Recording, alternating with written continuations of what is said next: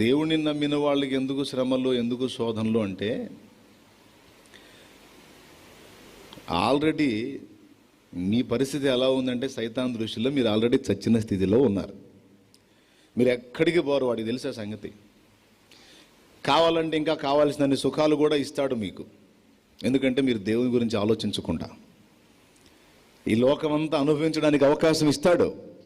అంతా అనుభవించి అనుభవించి చివరికి మీరు ఎక్కడికి వెళ్ళాలో తెలుసా? పాతాళ అగ్నికి వెళ్ళాలి, నరకాగ్నికి. కానీ ఒక యేసును నమ్ముకున్న వాడి పరిస్థితి అలా కాదండి. వాడు తప్పించుకున్నాడు. సైతాను పన్నిన వల నుంచి, శత్రువు చేసిన దాడి నుంచి క్రీస్తునందున్నవాడు తప్పించుకున్నాడు.